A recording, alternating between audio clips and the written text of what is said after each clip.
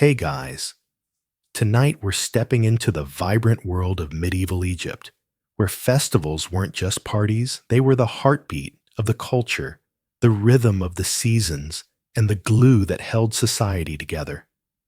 Imagine yourself standing on the banks of the Nile, the air thick with the scent of incense and the sound of drums echoing in the distance. The sun is setting, casting a golden glow over the water, and you can feel the excitement building in the crowd around you.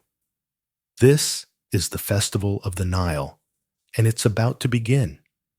Now, fair warning, you're about to dive into a world where the line between the sacred and the everyday blurs, where gods and mortals mingle, and where the stakes are as high as the floodwaters themselves. You probably won't survive this without a newfound appreciation for how the ancient Egyptians partied with purpose. So before you get comfortable, take a moment to like the video and subscribe, but only if you genuinely enjoy what I do here. And hey, drop a comment with your location and local time. It's always cool to see where you're tuning in from.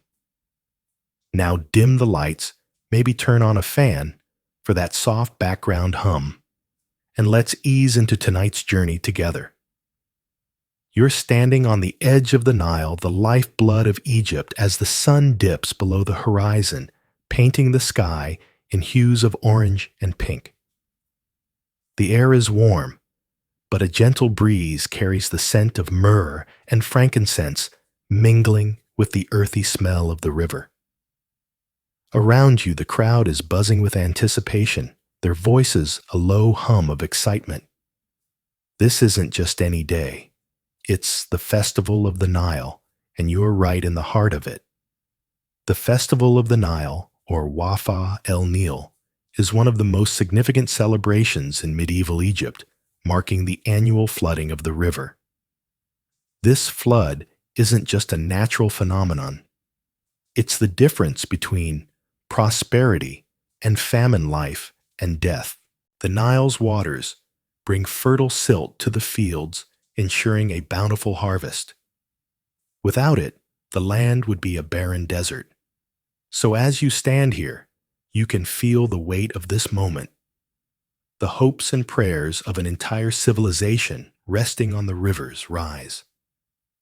As the sky darkens, torches are lit, casting flickering shadows on the faces around you.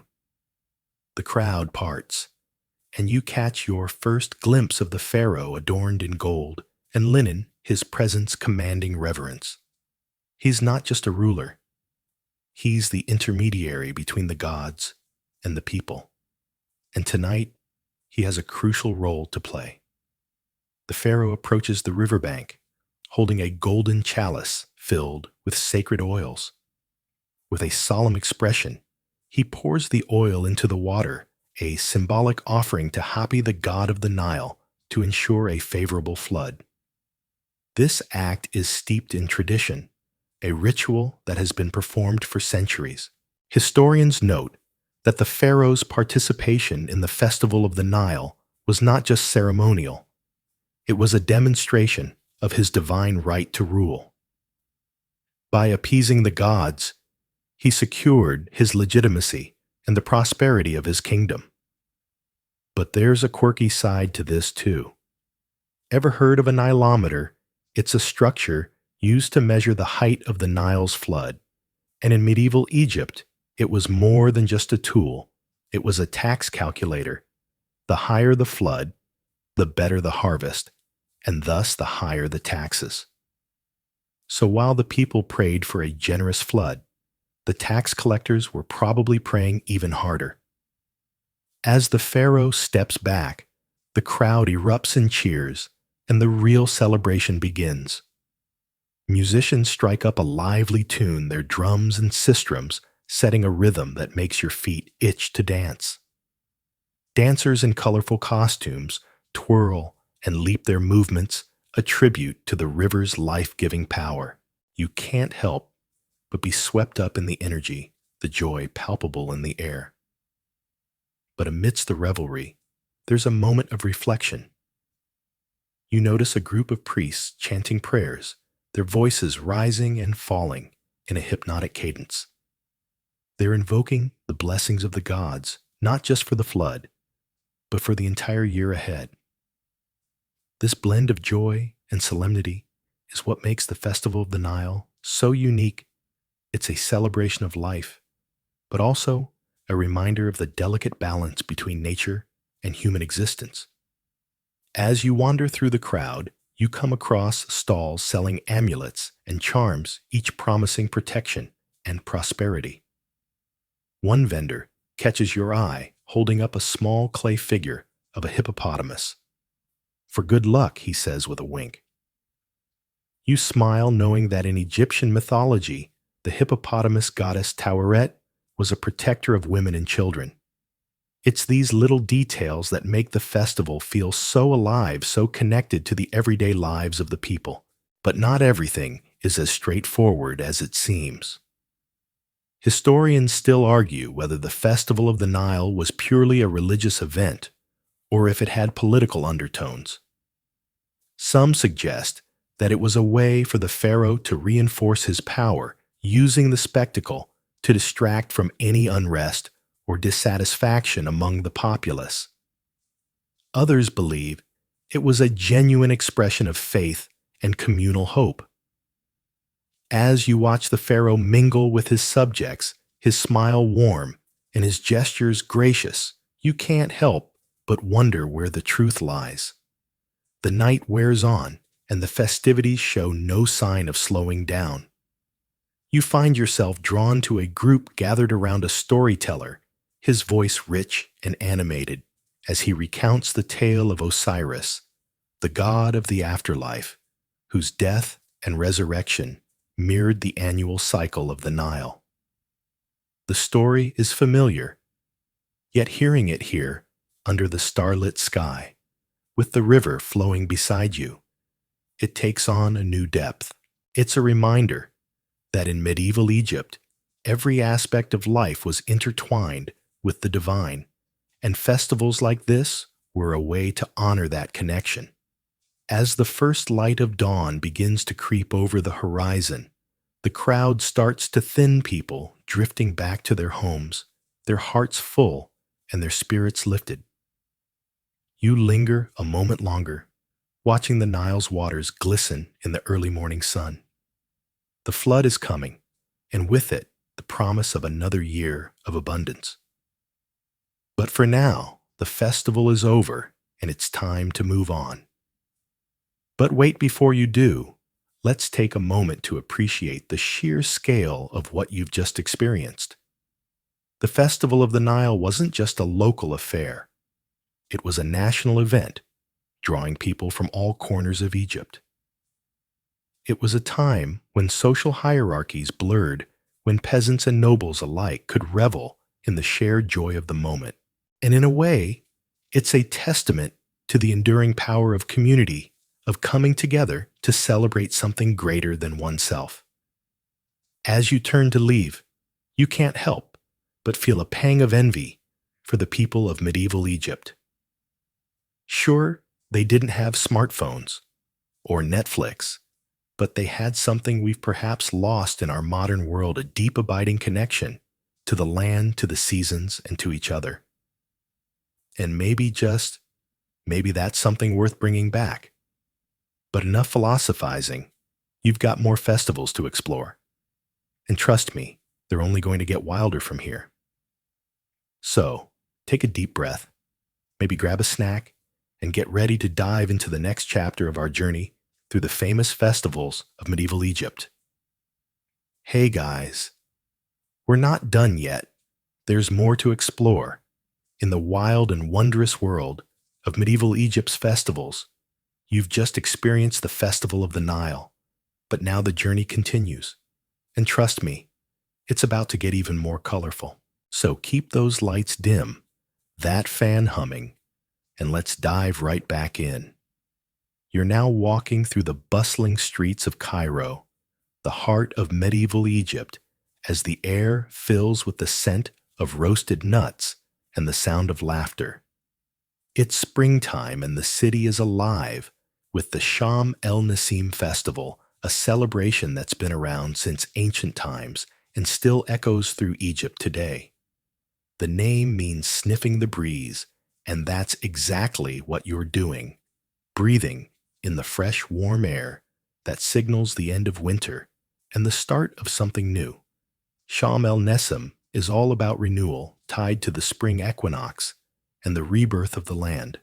Families gather in parks and along the Nile, spreading out blankets and unpacking baskets filled with salted fish, green onions, and brightly painted eggs. You can't help but notice the egg seach one, a tiny masterpiece dyed red, blue, or yellow, a tradition that historians say dates back to the pharaohs and symbolizes life and fertility.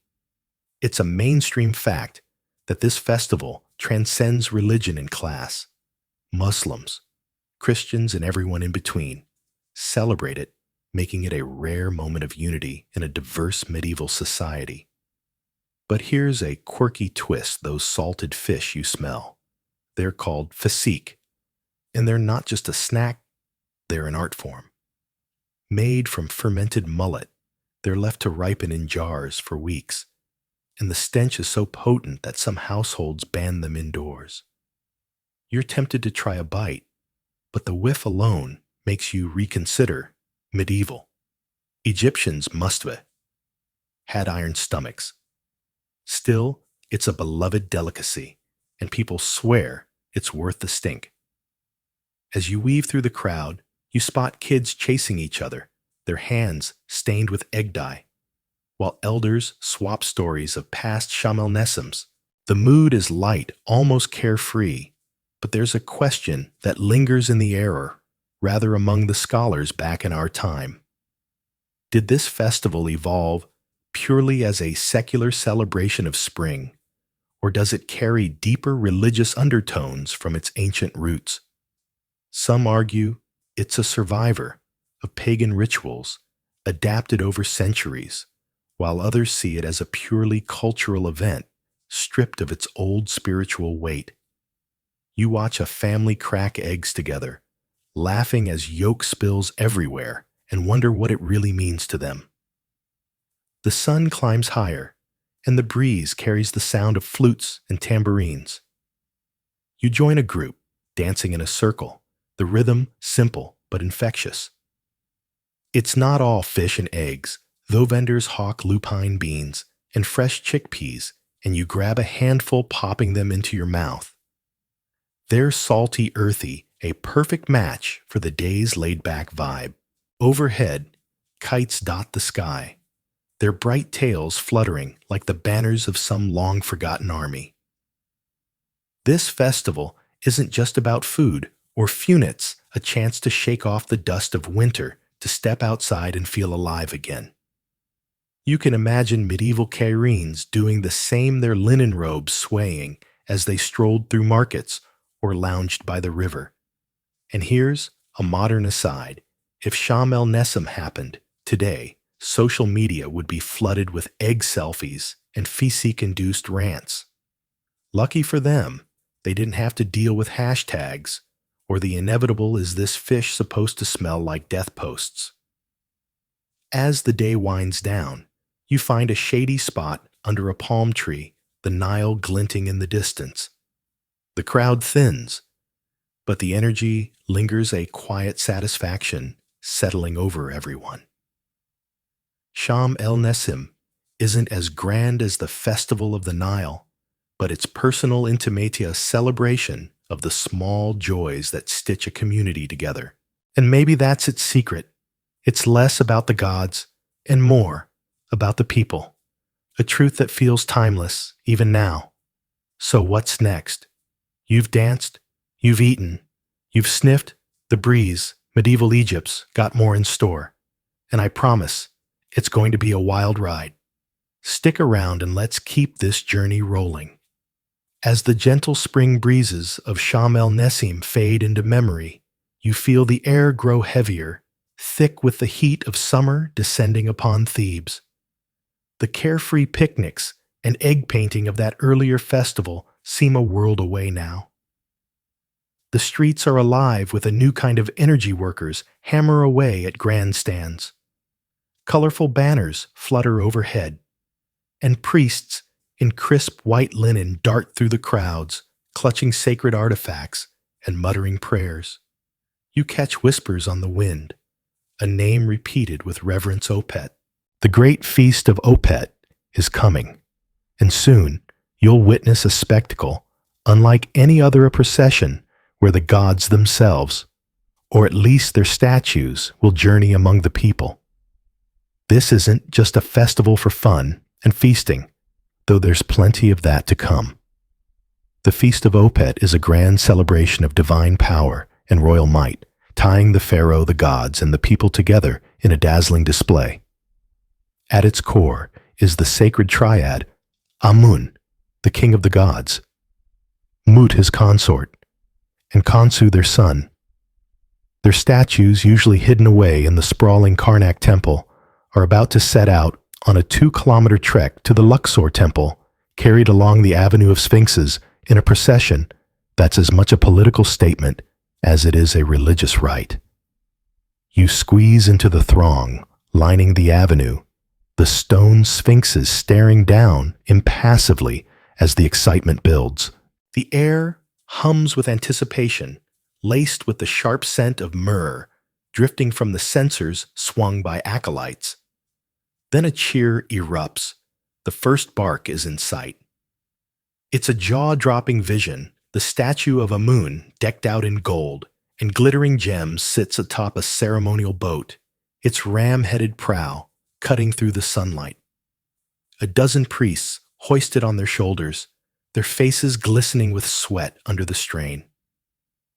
You can't help but marvel at the sheer weight of it. Those barks are no light load, packed with enough gold and jewels to make your back ache just thinking about it. Behind Amun come the barks of Mut and Khonsu, each as splendid as the last, carried by their own teams of priests, who look like they're praying for a rest stop. Leading the way is the pharaoh himself, resplendent in his blue war crown, clutching the crook and flail that mark him as ruler. He strides with purpose every step, screaming God King, though you'd bet good beer he's roasting under all that regalia in this heat. You almost want to fan him yourself, but the crowd's too busy cheering, tossing flowers and chanting hymns to notice. The procession is a feast for the senses. Musicians strike up a lively rhythm sistra, rattling harps, strumming drums, thumping while dancers spin and leap in sacred patterns. The energy is electric, a wild blend of awe and joy. Along the route, vendors hawk treats from temple stockpiles, crusty bread, sour sweet beer, and sticky cakes that melt in your mouth. You snag a clay cup of beer, its coolness cutting through the dusty heat, and sip it gratefully as the parade rolls on. It's a long haul to the Luxor temple, and by the time the barks arrive, the sun's beating down mercilessly. The statues are ushered inside, and the massive doors slam shut behind the pharaoh and his high priests. What happens next? No one knows for sure, not you, not the cheering crowds, not even the nosiest historians. The rituals in that inner sanctum are a secret locked away from prying eyes. Some scholars reckon it's a symbolic rebirth, the pharaoh emerging renewed by Amun's divine touch. Others argue it's a mystical handshake, a reaffirmation of his right to rule. Whatever it is, when those doors creak open again, the pharaoh steps out, looking serene, like he's just had a chat with the gods over a cup of tea. But the journey's only half done. Now comes the return trip, and this time it's by water. You jostle your way to the Nile's edge where the barks are loaded onto boats decked out with flags and streamers. The crowd presses close as the vessels shove off the golden statues glinting against the river's ripples. You follow along the bank, joining the chorus of hymns and watching dancers twirl in the dust. The boats glide smoothly, catching the last light of day, and it's hard not to feel a shiver of wonder at the sight. This isn't a one-day affair either. The Feast of Opet stretches 111 days back in the early New Kingdom, ballooning to 27 by the time Ramesses III sits on the throne. That's nearly a month of ceremonies, feasts, and music. The priests must be ready to collapse by the end, though the free food and drink probably keep the crowds going. You imagine them passing out bread and beer until the granaries run dry, everyone too stuffed to care about the heat. Standing there watching the last boat vanish around a bend in the Nile, you can't help but reflect. Sham el-Nessim was all about community, neighbors, laughing kids, chasing each other with painted eggs. The Feast of Opet, it's something else entirely. Its power and pomp, a reminder that the pharaoh's not just a man, but a living link to the divine. Yet beneath the grandeur, it's still about renewal, recharging the land, the king and the people for another year, under the gods' watchful eyes. You take a deep breath, the river breeze cooling your skin, and feel a quiet thrill. You've seen the gods march and sail, felt the pulse of this ancient land in every cheer and chant. But the night's not over, and neither is this story. More festivals wait ahead each, with its own magic to share. So settle in, let those eyelids droop, and let's see where the next celebration takes us. As the grandeur of Thebes fades from your memory, those glittering barks gliding along the Nile, the deep hum of priests chants the weight of Opet's sacred rituals, you're whisked away to a different corner of medieval Egypt. The air changes. It's no longer heavy with incense and awe, but buzzing with something lighter, wilder. You've arrived in Bubastis, a city that feels like it's throwing a party and didn't bother with a guest list. The streets hum with laughter, the clatter of sistrums, and a faint whiff of fish. Probably a treat for the real VIPs. Hear the cats. They're everywhere, sprawled on rooftops, slinking through the crowd, their golden eyes glinting like they own the place. And honestly, they kind of do. This is the festival of Bastet, where the goddess of protection, pleasure, and feline finesse reigns supreme. Bastet isn't just another deity in the Egyptian pantheon, a household name, a guardian of homes, and a bringer of joy.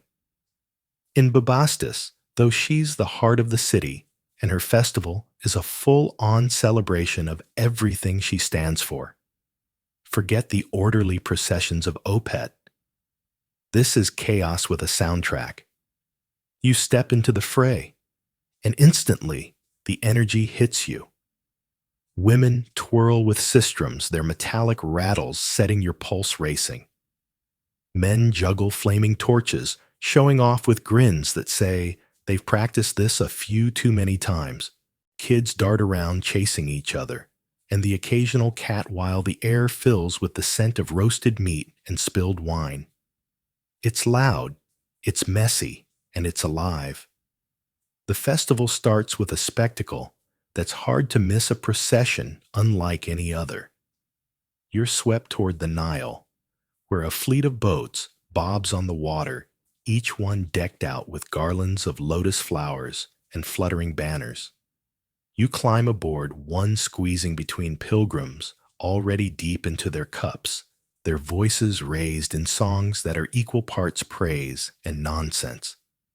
The boat lurches forward, joining a flotilla that stretches as far as you can see. It's a floating festival, a parade on water, and the journey to Bubastis is half the fun. You lean over the edge, the cool spray of the Nile misting your face, and wave at the boats passing by their passengers, hollering back like old friends. Then something catches your eye and makes you do a double take. A group of women on a nearby boat lift their skirts, flashing the shore with impish smiles while onlookers cheer. You blink, wondering if the festival wine's already gone to your head, but no, it's real. This cheeky custom is as old as the festival itself, a playful tribute to Bastet's domain over fertility and fun. Historians nod knowingly, calling it a light-hearted ritual to honor the goddess's life-giving spirit. You can't help but smirk medieval Egypt knew how to keep things interesting. When the boats finally dock in Bubastis, the party spills onto land. The Temple of Bastet looms ahead, its walls adorned with carvings of the goddess, her cat-like face calm and commanding. But today, the temple grounds are anything but serene. Musicians pluck lyres and pound drums their rhythms, weaving through the crowd like a living thing. Dancers sway and spin their ankle bells, chiming with every move, while priests and priestesses offer prayers amid the chaos.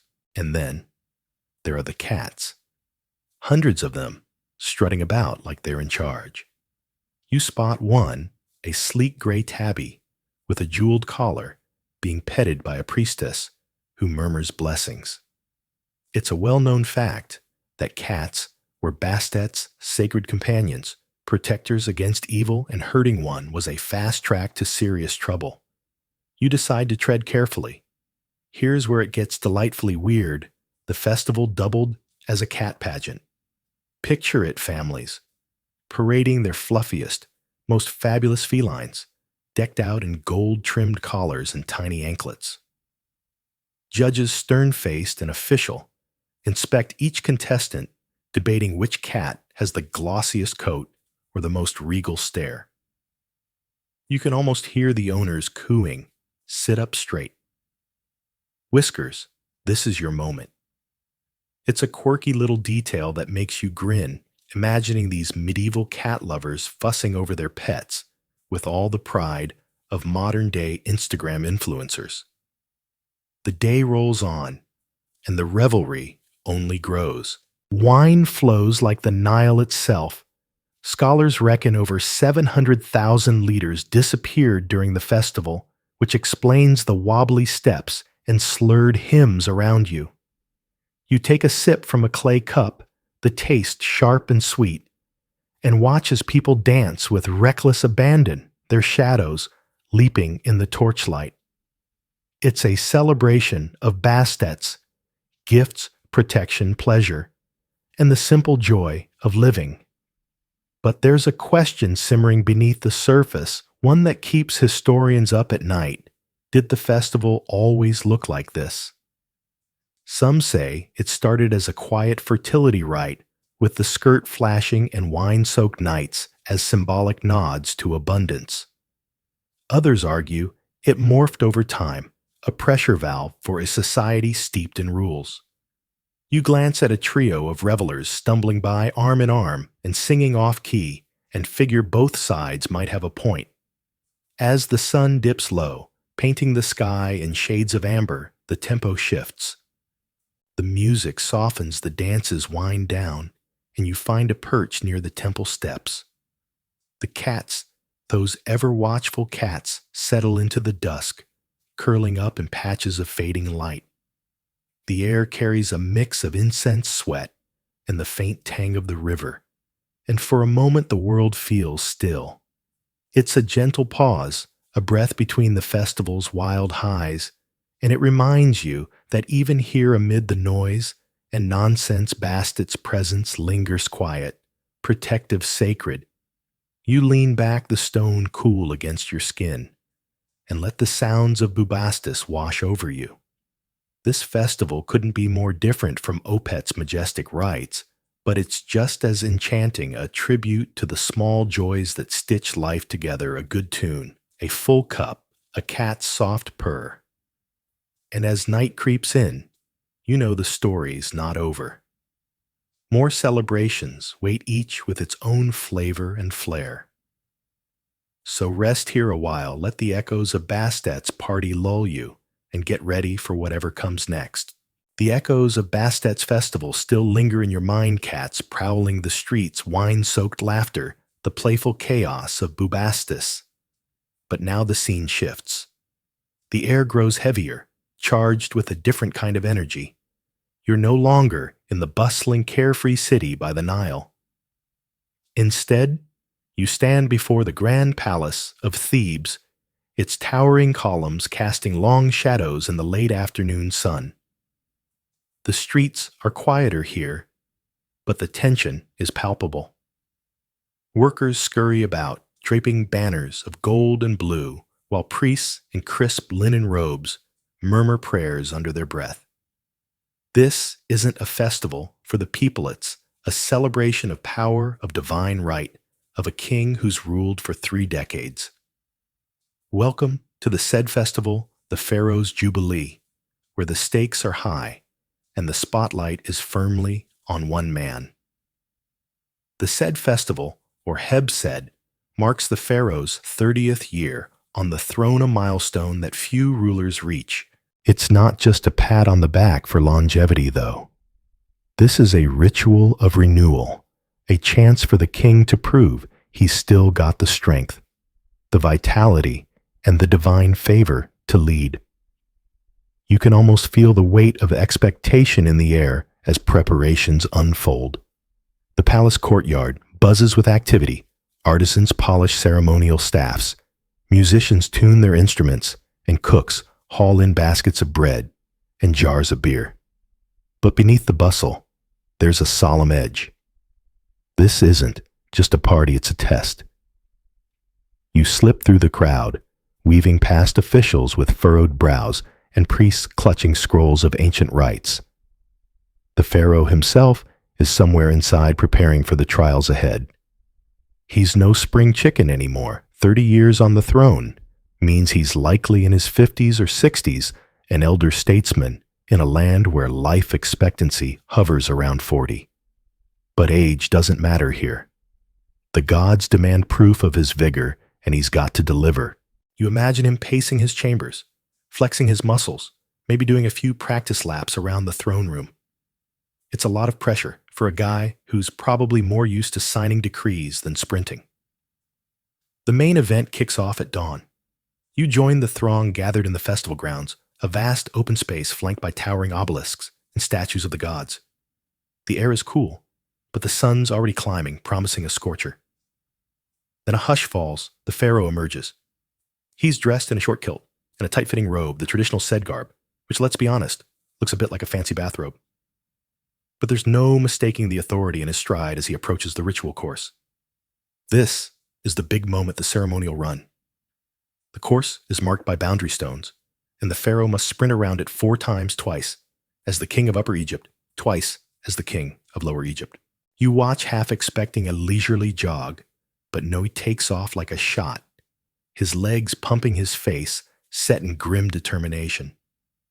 The crowd erupts in cheers, their voices a roar of encouragement. You can't help but join in, caught up in the spectacle. It's impressive really seeing a man of his age move like that. But here's a quirky twist: some pharaohs, if they were too old or infirm, had stand-ins do the running for them. Imagine the royal body double huffing and puffing while the real king waves from a shaded pavilion. History doesn't say if that happened often, but it's a fun thought. As the pharaoh rounds the final lap, sweat glistening on his brow, the crowd's cheers reach a fever pitch. He crosses the finish line, chest heaving, and raises his arms in triumph. The message is clear, he's still got it. But the festival's not over yet. Next comes the raising of the Djed pillar, a symbol of stability and the backbone of Osiris. You follow the procession to a courtyard where the pillar stands, a tall cross-shaped column wrapped in sheaths of gold. The pharaoh, now catching his breath, takes hold of the ropes alongside his priests. Together, they hoist the pillar upright, the crowd falling silent as it locks into place. It's a powerful moment, a visual reminder that the king's strength upholds the land just as the Djed upholds the sky. With the rituals complete, the mood lightens. Feasts are laid out in the palace garden stables, groan under the weight of roasted goose-honeyed cakes and jars of wine. Musicians strike up a lively tune, and dancers swirl in colorful skirts, their anklets chiming. You snag a seat near the edge, watching the courtiers mingle and laugh. It's a far cry from the freewheeling revelry of Bastet's festival, but there's a certain elegance to it, a refined joy. Still, you can shake the feeling that this is as much a political maneuver as a celebration. The said festival reinforces the pharaoh's divine right to rule, reminding everyone from the lowliest farmer to the highest priest who's in charge. Speaking of politics, there's a debate that keeps scholars up at night. What was the said festival really about? Some argue it was purely religious, a sacred rite to renew the kings, bond with the gods. Others see it as a savvy PR move, a way to squash any whispers of weakness or dissent. After all, nothing says, "I'm still the boss," like outrunning your courtiers in front of a cheering crowd. You glance at the pharaoh now seated on his throne, accepting gifts and praise. He looks tired, but satisfied, a man who's just aced his performance review. Here's another tidbit to chew on. If a pharaoh ruled long enough, he could celebrate multiple said festivals, one every few years after the first. Ramesses Sin, that show-off, supposedly had 14 of them. You can almost picture him well into his 80s, insisting on another go-around, his advisors groaning, but obliging. It's a testament to his ego and his longevity that he kept the tradition alive, literally. As the sun dips low, casting golden light over the palace, the festival winds down. The pharaoh retires to his chambers, no doubt ready for a long nap, while the guests linger over their wine-swapping stories of the day's events. You slip away, the sounds of laughter and music fading behind you. The said festival may not have the wild abandon of Bastet's celebration, but it has its own magica blend of ritual power and the quiet thrill of watching history unfold.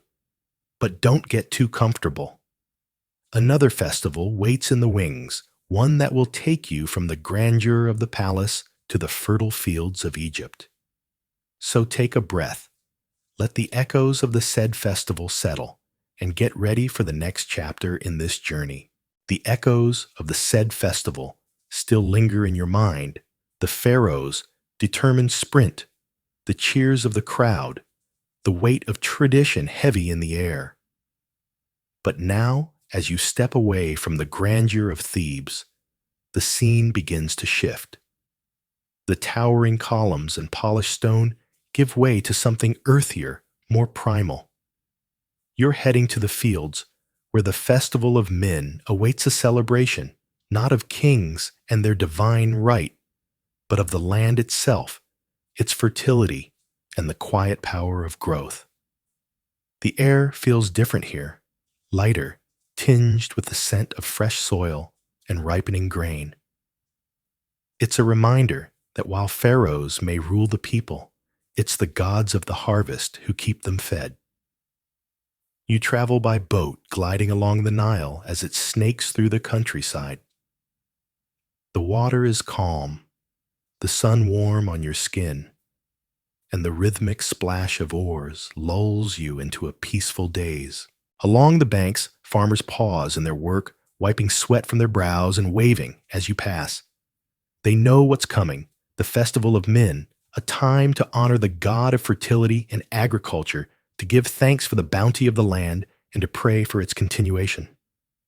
You can almost feel the anticipation, building a quiet hum beneath the surface of everyday life. As you step off the boat and onto the soft earth, the festival comes into view. It's a far cry from the polished spectacle of the said festival. Here the decorations are simple, but vibrant garlands of flowers drape over wooden poles, and colorful banners flutter in the breeze. The air is filled with the sound of laughter and music, but it's not the refined melodies of palace musicians. Instead, you hear the earthy thump of drums, the twang of rustic lyres, and the joyful shouts of villagers as they gather for the day's events. At the heart of the festival stands a statue of Min, the god himself. He's depicted as a man with dark skin, wearing a feathered crown and holding a flail in one hand. But what really catches your eye is his most distinctive feature, an erect phallus, a bold symbol of fertility and virility. You can't help but raise an eyebrow. It's not every day you see a god so enthusiastically portrayed. Yet in the context of this festival, it makes perfect sense. Min is the bringer of life, the one who ensures the crops grow tall and the livestock multiply. His image is a celebration of abundance, a reminder that life springs from the earth in all its raw, unapologetic glory. The main event of the festival is a procession, but it's nothing like the solemn marches of Thebes. Here, the mood is jubilant, almost raucous. You join the crowd as they follow a group of priests carrying a smaller statue of Min through the fields. The statue is adorned with fresh flowers and ribbons, and as it passes, people reach out to touch it, murmuring prayers for a good harvest. Children scamper alongside, giggling and tossing petals into the air, while farmers walk with a spring in their step, their faces alight with hope. But here's where it gets interesting. As the procession winds through the fields, the priests stop at intervals to perform a peculiar ritual. They climb a series of ladders propped against tall poles, each one representing a different aspect of fertility. At the top, they scatter seeds and pour libations of water and beer, symbolically blessing the land. You watch half amused, half intrigued, as the priests teeter on the ladders, their robes flapping in the wind. It's a quirky tradition, one that's been passed down through generations, and you can't help but wonder if anyone's ever taken a tumble. History doesn't record any ladder-related mishaps, but you'd bet a jar of beer it's happened at least once. After the procession, the festival shifts into a more communal affair. Tables are set up under the shade of palm trees, laden with simple but hearty fare flatbreads, roasted vegetables, and bowls of stewed lentils. You grab a plate and settle onto a woven mat, the ground cool beneath you. The food is delicious, earthy, and satisfying, a perfect match for the day's rustic vibe. As you eat, you listen to the chatter around you, farmers swapping tips on crop rotation, mothers scolding children for sneaking extra sweets, and elders recounting tales of past festivals. It's a scene of quiet contentment, a celebration of the land and the people who tend it. But beneath the surface, there's a question that lingers, one that keeps scholars debating late into the night. Was the Festival of Min always this lighthearted, or did it evolve from something more solemn? Some argue that it began as a deeply religious rite, with the ladder climbing and seed scattering as sacred acts to invoke Min's favor. Others see it as a practical affair, a way for farmers to mark the planting season and share knowledge. You glance at a group of villagers laughing over their meal and wonder if it even matters. Maybe the festival is simply what it needs to be: a moment of joy and gratitude in a life tied to the rhythms of the earth. As the day wears on, the festivities continue. There's dancing, of course, lively impromptu circles, where people of all ages join hands and spin to the beat of the drums. You're pulled into one, stumbling at first, but quickly finding your footing. The music is infectious, and soon you're laughing along with the rest, the worries of the world melting away. It's a far cry from the refined dances of the palace, but it's no less joyful. In fact, there's something liberating about it, a sense of freedom that comes from being part of something bigger than yourself. Here's another tidbit to chew on. Min wasn't just a god of fertility for the fields. He was also associated with male potency. In some versions of the festival, young men would compete in feats of strength, hoping to catch the eye of potential brides. You can imagine the scene-burly lads wrestling or racing their chests, puffed out, while the women watch with a mix of amusement and appraisal. It's a reminder that fertility in all its forms was a central theme of the festival, woven into every ritual and revelry. As the sun begins to dip toward the horizon, casting long shadows across the fields, the festival starts to wind down. The music softens, the dances slow, and people begin to drift back to their homes, their faces flushed with happiness. You linger a while longer, watching the last rays of light gild the statue of Min, his expression serene and unchanging. There's a quiet power here, a sense of connection to the land and the cycles of life that feels timeless. You take a deep breath, the scent of earth and grain filling your lungs, and feel a quiet thrill. The festival of Min may not have the pomp of the said festival, or the wild abandon of Bastet's celebration, but it has its own magica celebration of the simple, essential things that sustain us all. And as you turn to leave, you know that more festivals await each with its own story to tell. So rest here a moment, let the echoes of the day settle, and get ready for the next chapter in this journey. As the joyous echoes of the Festival of Min fade into the distance, you can almost feel the shift in the air. That wild, earthy celebration of fertility and fields gives way to something quieter, deeper.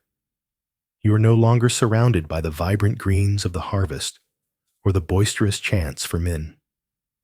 Instead, your feet carry you toward a stark, rocky expanse, the Valley of the Kings. The light dims, the breeze cools, and a hush settles over you. Welcome to the Feast of the Valley, a time to honor not the living land, but the silent tombs and the mysteries of the afterlife. Picture it. Towering cliffs loom overhead, their shadows stretching long and thin across the dusty ground. The Valley of the Kings, near the ancient city of Thebes, isn't exactly a postcard paradise. It's rugged, dry, and a little eerie until the festival begins. Suddenly, the air fills with the sweet, smoky scent of incense curling upward in lazy spirals. Torches flicker to life, casting a warm glow over the hidden entrances to Pharaoh's tombs. You hear the low hum of priests, chanting, their voices weaving through the stillness like a thread. This is no rowdy harvest party, it's a pilgrimage, a gathering that bridges the world of the living and the dead. The Feast of the Valley was a big deal during Egypt's New Kingdom, especially around the 18th to 20th dynasties, when Thebes was the beating heart of the empire.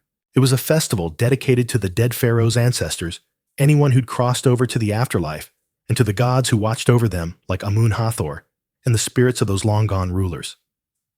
Families would pack up their offerings, bread, beer, maybe a few dates, or figs, and trudge out to the tombs. It was a chance to say, hey, we haven't forgotten you, and maybe ask for a blessing or two in return. Now imagine you're there weaving through the crowd. You spot a family settling in near a tomb entrance, spreading out a worn blanket like it's a picnic at the park. Out come the baskets, crusty loaves of bread, ripe fruit glistening in the torchlight, and jars of wine that catch the glow just right. Kids dart around chasing each other through the shadows, their giggles bouncing off the cliffs. An elder sits cross-legged spinning tales about some great-grandparent who once fought off invaders or built a temple, half history, half legend, all pride. Meanwhile, the priests are doing their thing, waving censers and chanting hymns that sound like they've been pulled straight from the dawn of time. It's solemn, sure, but it's also alive in its own way. Here's a quirky little detail to chew on. Among the offerings, you'd often find these tiny figurines called shabtis. They're like the ancient Egyptian version of action figures, but with a twist, they're meant to work for the dead in the afterlife. Forgot to pack a shovel for eternity? No worries, your shabtis got your back. People believed these little guys would spring to life, figuratively of course, and handle any chores the gods might demand. It's a sweet, slightly odd touch, a way to send love and practicality across the veil. The festival Wasn't just about feeding the dead, though. It was a time to cozy up to the gods, too. Amun, the big shot creator god, got a lot of attention, as did Hathor, the goddess of love music, and apparently necropolis parties. The idea was to keep the cosmic wheels turning, honor the dead, appease the gods, and maybe score some divine goodwill for the road ahead. Health, wealth, a smooth trip to the afterlife, all on the wish list. Now let's pause for a scholarly squabble because historians love a good debate. What was the Feast of the Valley really about?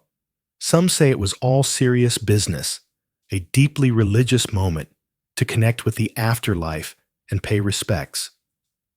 Picture somber processions, heads bowed prayers whispered into the night. Others argue it was basically an excuse for a family reunion, Egyptian style. Sure, you bring offerings and mumble a few prayers, but then it was time to kick back with a glass of wine and some gossip by the tomb. The truth? Probably a bit of both. Life and death don't split so neatly. Why should a festival? As the sun dips below the horizon, the valley takes on a golden sheen, like the gods themselves are brushing their fingers across the cliffs. The mood lifts a little. You hear music now, flutes, and drums, soft but insistent, weaving through the chatter. The smell of roasting meat wafts over from someone's makeshift fire, mingling with the sugary scent of honeyed cakes. You find a spot to sit, maybe on a flat rock, still warm from the day, and take it all in. Families, laughing, priests, chanting kids, tumbling over each other. It's a strange, beautiful mix of reverence and revelry. The stars peek out one by one, and you can't help but feel the weight of it all. The tombs around you hold story skings, who ruled queens, who schemed lives that burned bright and then faded. But here in this moment, the living keep them close. The Feast of the Valley isn't just about mourning what's gone. It's about celebrating what endures. The dead might be silent, but their presence hums through the night, carried on the voices of those who remember. And speaking of enduring, the festival's not over yet. As the air cools and the torches burn low, you notice people settling in, wrapping shawls around their shoulders, passing around the last of bread.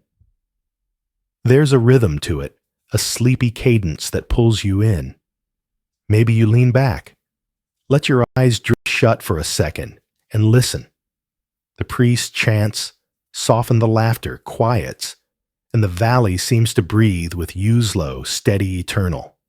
So take a deep breath. Let the dry, incense-laced air fill your lungs.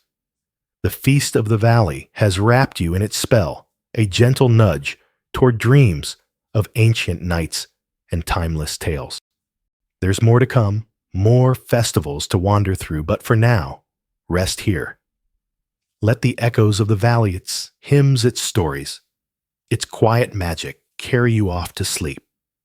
As the solemn chants of the Feast of the Valley fade into the night, you can still feel the weight of the tombs and the whispers of the dead lingering in the air. That festival, with its quiet processions through the necropolis, was a time to honor the departed and the gods who guard them.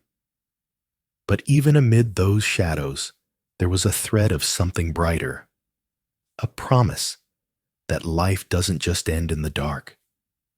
The gods who watch over the afterlife also breathe vitality into the world above, and no one carries that spark more radiantly than Isis, the great mother healer and weaver of miracles. Her festival sweeps in like a warm breeze, washing away the stillness with a riot of color, music, and hope. It's a celebration of everything that blooms, everything that endures, a perfect counterpoint to the somber reverence that came before. Imagine yourself standing on a dusty street in medieval Egypt, the sun dipping low, painting the sky in shades of amber and rose. The festival of Isis is beginning, and it's nothing short of magical. Isis herself is a goddess of many faces. The devoted wife who defied death to resurrect Osiris, the fierce mother who cradled Horus through danger, and the mistress of magic whose spells could mend the broken and shield the weak.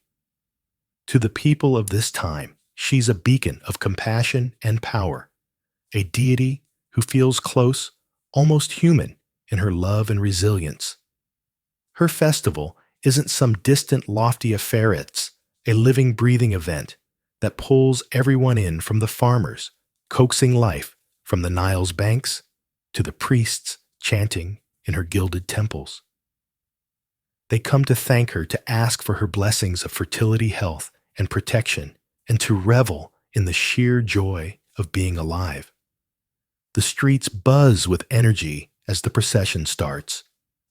You hear it before you see it, the sharp, rhythmic jangle of sistrums, those sacred rattles that sound like papyrus rustling in the wind. They're said to delight Isis, their metallic chime cutting through the hum of the crowd. Women take the lead, their voices rising in hymns that weave the tale of Isis's triumph show. She scoured the earth for Osiris, scattered pieces, how she breathed life back into him with her boundless magic. They carry garlands of lotus and jasmine, their sweet scent mingling with the smoky tang of myrrh burning in offering bowls. Small statues of Isis gleam in their hands, decked in tiny jewels and draped in linen so fine it shimmers like water. The crowd presses close, reaching out to brush the statues or murmur quick prayers, their fingertips grazing the cool stone as if her power might linger there. You follow the procession as it snakes toward the temple, the air growing thick with anticipation. Along the way, people leave little token amulets shaped like the Tayet, the knot of Isis, a symbol of strength and safety. They're tucked into cracks in the walls or pressed into the dirt, quiet pleas for her favor. Inside the temple, the mood shifts to something deeper, more sacred. Priests and priestesses move with purpose, their robes whispering against the stone floor as they begin the rites. They reenact Isis's greatest act, the gathering of Osiris' body, the soft chants rising as they mimic her tender, determined search. You can almost see it, the goddess kneeling in the reeds, her hands steady as she works her magic, piecing together what was lost. It's a moment that feels alive, a reminder of her ability to heal and renew, and the crowd watches in hushed awe, caught up in the story they've known since childhood. Now here's a little twist that might catch you off guard. Isis wasn't just Egypt's darling. Her festival might feel rooted in the Nile's muddy banks, but her reach stretched far beyond. By the time the Romans came along, her worship had spilled across the Mediterranean, Greece, Italy, even farther. Temples to Isis popped up in bustling ports and quiet villages, her name whispered by people who'd never seen a pyramid. Some say her appeal, her blend of nurturing and mystique, echoed so strongly that it shaped later figures like the Virgin Mary. It's a quirky thought, isn't it, that this festival with its rattles and lotus flowers sent ripples through history, touching lives half a world away. It's proof of how much she meant, how her story of rebirth and care struck a chord that wouldn't fade. But even with all this love for Isis, there's a puzzle that keeps the scholars scratching their heads. When did this festival actually happen? Picture a room full of dusty scrolls and star charts, voices rising as they debate. Some insist it was a springtime thing, tied to the land's awakening fields, turning green crops, pushing through the soil, a perfect match for Isis fertility vibes. Others argue it synced with the heliacal rising of Sirius, that bright star linked to her in the sky. When Sirius peeked over the horizon, it heralded the Nile's flood, the lifeblood of Egypt, and they say that's when her festival kicked off. There is no clear winner here, just piles of ancient texts and a lot of passionate guesswork. You glance at the priests pouring libations, their faces calm and sure, and wonder if they ever cared about the timing debates, or if they just trusted the goddess to show up whenever she pleased. The day winds down, and you feel the shift as the temple doors creak shut. The crowd thins out, voices softening to a murmur as people drift home, sated by song and prayer. You linger a little longer, watching the last sunlight dance across the golden wings of Isis' statue. It's a quiet, perfect, momentous celebration of life that feels both grand and intimate. The festival of Isis has wrapped you in its warmth, but the tale of medieval Egypt's festivities isn't over yet. There's more ahead, more gods, more wonders, more nights like this one. So take a slow breath. Let the fading scent of incense settle in, and ready yourself for whatever comes next in this sleepy, starlit journey. The soft glow of the festival of Isis lingers in your memory. Those sistrums, rattling the lotus-scented air, the quiet reverence for a goddess who stitched life back together with her magic. But as you step away from her temple, the mood shifts. The solemnity of Isis' rites gives way to something lighter, warmer, like the first sip of wine on a summer evening. You're in Dendera now, the heart of Hathor's worship, and the air is live with music, laughter, and the promise of joy. The festival of Hathor is about to begin, a celebration of love music and the kind of happiness that makes your heart hum. If Isis was the nurturing mother, Hathor is the life of the party, and you're about to see why medieval Egyptians couldn't get enough of her. You find yourself in a bustling courtyard outside Hathor's grand temple, its walls carved with images of the goddess, her serene face framed by cow horns, and a sun disk, her eyes seeming to sparkle with mischief. The sun is high, bathing everything in a golden haze, and the crowd is a kaleidoscope of color. Women in flowing dresses, men in crisp kilts, children darting through with ribbons tied in their hair. The scent of roasted almonds and honey cakes wafts from nearby stalls, mingling with the sharp tang of beer being poured into clay cups. It's a feast for the senses, and you can't help but grin. Hathor's festival feels like a day when worries are left at the door. Hathor is no ordinary goddess. She's the patron of love, beauty, music, and dance, but she's also got a wild side, a protector who can roar like a lioness when the moment calls for it. Her festival reflects all of that, part celebration, part sacred rite, and wholly intoxicating. The main event is a procession, and you join the throng as it gathers. Musicians lead the way, their fingers flying over harps and lutes, their drums pounding a rhythm that makes your feet itch to move. Dancers swirl ahead, their skirts flaring like petals, ankle bells chiming with every step. You spot a group of priestesses carrying a statue of Hathor, her golden form gleaming under a canopy of blue linen. The crowd cheers, tossing flowers that flutter down like soft rain, and you catch a petal in your hand, its velvety texture, a small gift from the day. The procession winds toward the temple, but it's not all solemn pomp. There's a playfulness here that sets it apart from Isis rites. You notice couples holding hands, their smiles shy but bright, and groups of friends laughing as they pass around jars of beer. Hathor's festival is a time for connection, romantic, familial, or just the kind that comes from sharing a good tune. It's a historical fact that her worship was widespread, especially among women who saw her as a guardian of love and motherhood. Temples dedicated to Hathor, like the one at Dendera, were hubs of music and art, where people came to pray for romance or a happy home. You can almost feel her presence in the air, a warm hum that makes everything seem possible. But here's a quirky tidbit to make you chuckle. Hathor's festival wasn't just about humans having fun. Her sacred cows got in on the action too. Yes, cows. Those gentle, big-eyed creatures were considered earthly embodiments of the goddess. During the festival, they were draped in garlands and led through the streets, their bells jangling as people bowed or tossed offerings of grain. Picture it, a pampered cow strutting like royalty, probably wondering why everyone's making such a fuss. It's a charming detail, a reminder that in medieval Egypt, even the livestock got a moment in the spotlight. As the procession reaches the temple, the mood shifts slightly. The music softens, and the priestesses begin a ritual dance, their movements slow and deliberate, mimicking Hathor's grace. You watch, mesmerized, as they offer bowls of milk and wine to the goddess's statue, the liquids catching the light like liquid gold.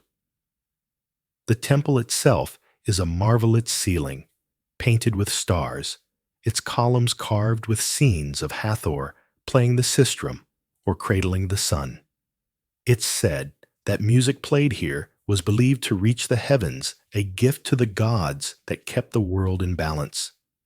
You close your eyes for a moment, letting the sounds wash over you, the plucked strings, the soft chants, the faint rustle of linen in the breeze. But there's a question that keeps historians up at night, and it's a good one. Was Hathor's festival primarily a local affair centered in places like Dendera, or did it have a broader reach across Egypt? Some scholars argue it was a regional celebration tied to her major temples and the communities around them. Others point to her universal appeal of, and music aren't exactly niche interests, and suggest her festival popped up wherever people wanted to celebrate life's sweeter moments. You glance at the crowd, a mix of locals and travelers, and wonder if the truth lies in the middle, a festival that felt personal no matter where you were. The day stretches on, and the celebration spills into the evening. Torches flare to life, casting flickering shadows on the temple walls. The dancing picks up again, and you're pulled into a circle, stumbling at first, but quickly finding the rhythm. The music is infectious, and the laughter around you is even more so. You spot a young couple stealing a quiet moment by a pillar, their foreheads touching, and an old man clapping along to the beat, his eyes crinkling with delight. It's a scene that feels timeless, as if Hathor herself is here nudging everyone to let go and live a little. As the stars emerge, the festival begins to wind down. You find a spot near the temple steps, the stone still warm from the day, and settle in. The air carries the fading notes of a harp, the last traces of honey and incense. Hathor's festival has been a whirlwind of joy, a reminder that even in a world of rituals and gods, there's room for laughter and love. It's different from Isis's solemn devotion, but no less powerful, a celebration of the heart rather than the soul. You take a slow breath, feeling the night settle around you like a soft blanket. The festival of Hathor has left you warm, a little lighter, but the journey through medieval Egypt's celebrations isn't over. There's more to come. Come more gods, more stories, more moments that make you feel alive. So rest here for now. Let the music linger in your dreams, and get ready for the next chapter in this starlit tale. The joyful echoes of Hathor's festival still hum in your ears. Those swirling dancers, the jangle of ankle bells, the warm buzz of love and music that filled Dendera's temple. That celebration was all about life's sweetness, a reminder to savor the moment. But as you leave the torchlit courtyard behind the air shifts, carrying a new kind of anticipation, you're heading south now toward Edfu, where the Nile glints under a twilight sky. The festival of Hathor was a party for the heart, but the feast of the beautiful meeting is something deeper, a love story written in the stars played out on earth. It's the reunion of Hathor and Horus, a divine romance that brings harmony to the land, and you're about to witness it unfold. You arrive in Edfu as the city hums with preparation. The streets are alive with color banners of blue and gold flutter from rooftops, and garlands of lotus flowers drape over doorways. The air smells of fresh bread, and the faint sweet burn of incense drifting from the temple of Horus. Locals bustle about their voices, bright with excitement, while children chase each other clutching tiny clay figures of falcons and cows. There's a warmth here, a sense of something sacred, yet joyful, like a wedding day where everyone's invited. The Feast of the Beautiful Meeting celebrates the annual journey of Hathor from her temple in Dendera to reunite with Horus, her divine husband, in Edfu. It's a festival of love balance and the cosmic order that keeps Egypt thriving. The main event is a journey, and it starts on the Nile. You join a crowd gathering at the riverbank where a fleet of boats waits their sails, catching the last light of day. The star of the show is Hathor's sacred bark, a gleaming vessel adorned with gold and turquoise, carrying her statue in a shrine draped with linen. You climb aboard a smaller boat, squeezing between pilgrims who are already singing hymns, their voices soft but fervent. As the flotilla sets sail, the Nile comes alive. Boats of all sizes glide together, their lanterns bobbing like fireflies. The water laps gently against the hull, and you lean over the edge, feeling the cool spray on your face. It's a serene moment, but the energy is electric, as if the river itself knows something special is coming. The journey from Dendera to Edfu takes days, and along the way, the boats stop at villages where locals join the celebration. You watch as people line the banks, tossing flowers into the water and offering bowls of milk and grain to Hathor's statue. At each stop, priests perform rituals, their chants rising over the ripple of the Nile. It's a well-documented fact that this festival was a major event in the Ptolemaic period when Greek rulers leaned into Egyptian traditions to win hearts and minds. The reunion of Hathor and Horus wasn't just a love story, it was a symbol of unity, tying Upper and Lower Egypt together under the gods' watchful eyes. Now here's a quirky detail to make you smile. The festival wasn't all solemn prayers and stately processions. At some stops, locals would stage mock battles, reenacting Horus' triumph over his enemies. Picture it: young men wielding reeds instead of spears, dodging and weaving in playful combat while the crowd cheers them on. It's like a medieval Egyptian version of a neighborhood pickup game, complete with exaggerated theatrics and probably a few bruised egos. These skits were a nod to Horus' role as a protector, but they also gave everyone a chance to let loose and laugh. When Hathor's bark finally reaches Edfu, the city erupts in celebration. You disembark and follow the procession to the Temple of Horus, its massive pylons towering against the starry sky. The statue of Hathor is carried inside, where it meets Horus' statue in a private chamber, symbolic marriage that only the priests witness. The doors close, and the crowd outside waits, their anticipation palpable. What happens in that sacred space? No one knows for sure, but the air feels charged, as if the gods themselves are sharing a quiet moment. When the doors reopen, the priests emerge, their faces serene, and the crowd roars with joy. It's a moment of cosmic renewal, a promise that love and balance will keep the world spinning. Outside, the celebration spills into the streets. Tables are laden with food, roasted duck flatbreads, slathered with honey, and jars of sweet frothy beer. You grab a cup, the cool liquid a welcome relief after the dusty journey, and find a spot to watch the revelry. Musicians play lively tunes, their flutes and drums urging people to dance. Couples sway together, their movements slow and intimate, while others form circles, laughing as they spin under the moonlight. It's a scene that feels both ancient and timeless, a reminder that love, divine or human, has always been worth celebrating. But here's where scholars start to bicker, and it's a juicy one: was the Feast of the Beautiful Meeting primarily a religious ritual or a cultural spectacle? Some argue it was all about theology, a carefully orchestrated rite to reinforce the gods' roles in maintaining the cosmic order. Others say it was a festival for the people, a chance to celebrate love and community under the guise of divine union. You watch a young couple share a quiet laugh over their drinks, and wonder if the distinction matters. Maybe it was both a sacred story that gave everyone an excuse to feel a little closer.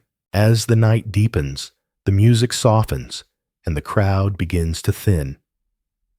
You find a quiet corner near the temple, the stone cool against your back. The Nile glitters in the distance, its surface reflecting the stars like a second sky. The Feast of the Beautiful Meeting has been a journey, both literal and emotional, a celebration of connection that feels like a warm embrace.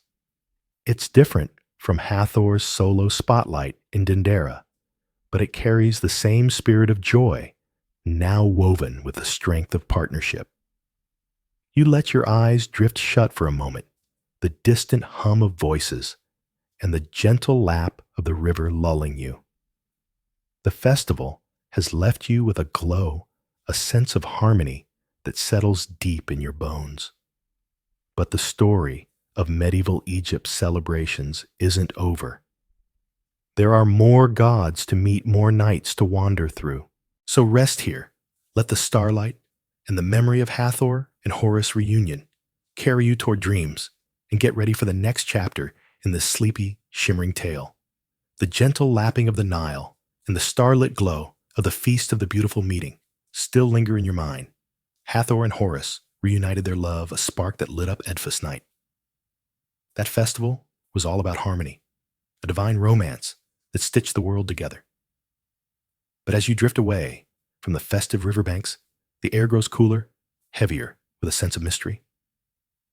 You're heading to Abydos, now, a sacred city where the ground itself seems to hum with ancient secrets. The festival of Osiris awaits a journey into the heart of death and rebirth, where the god of the underworld invites you to face the shadows and find hope in the cycle of life. If Hathor and Horus danced under the stars, Osiris calls you to walk in the quiet spaces where eternity whispers. You step into Abydos. As dusk settles the sky, a deep indigo streaked with gold. The city feels different from the vibrant bustle of Ed Futheres, a stillness here, a reverence that wraps around you like a shawl. The Temple of Osiris looms ahead, its walls carved with scenes of the gods, myth his betrayal, his death his resurrection, through Isis' love. The air carries the faint scent of myrrh and damp earth, and the soft glow of oil lamps flickers from doorways. People move quietly, their faces a mix of awe and anticipation. The Festival of Osiris isn't just a celebration, it's a drama, a sacred retelling of the god's story that pulls everyone into its orbit. Osiris is no ordinary deity. He's the Lord of the afterlife, the one who faced death and came back, offering humanity a promise of renewal. His festival, centered in Abydos, was a cornerstone of Egyptian spiritual life, especially during the Middle and New Kingdoms. It's a time to honor the dead, to reflect on mortality, and to celebrate the possibility of life beyond the grave. You join a crowd gathering outside the temple, their murmurs blending with the distant croak of frogs along the Nile. Priests in white robes emerge carrying a statue of Osiris's green skin, gleaming his arms crossed with the crook and flail of kingship. The statue is small but powerful, and you feel a shiver as it passes, as if the god himself is watching. The festival unfolds like a play, with rituals that bring Osiris myth to life. You follow the procession as it moves through the city, the priests reenacting the god's murder by his brother Set. There's no gore, thankfully. This is a PG-13 affair, but the drama is palpable. A priest playing Set mimes a betrayal, and the crowd gasps, drawn into the story. Then comes Isis, portrayed by a priestess, whose voice rises in a haunting lament as she searches for her husband. You can almost see her in the flickering torchlight, her hands trembling as she gathers Osiris' scattered pieces. The ritual peaks with his resurrection, symbolized by the raising of a jed pillar, that cross-shaped emblem of stability. The crowd cheers softly, their relief, a quiet wave washing over the night. Here's a quirky tidbit to lighten the mood. During the festival, people would make little figurines out of barley and soil shaped like Osiris and buried in the fields. These Osiris beds were meant to sprout, symbolizing the god's rebirth and the land's fertility. Imagine medieval Egyptians carefully tucking these muddy dolls into the earth, whispering prayers for a good harvest. It's a charming, almost childlike ritual, a reminder that even in a festival about death, there's room for hope and a bit of garden magic. The procession doesn't stay in the temple, it spills out into the desert toward the supposed tomb of Osiris himself. This is a historical fact.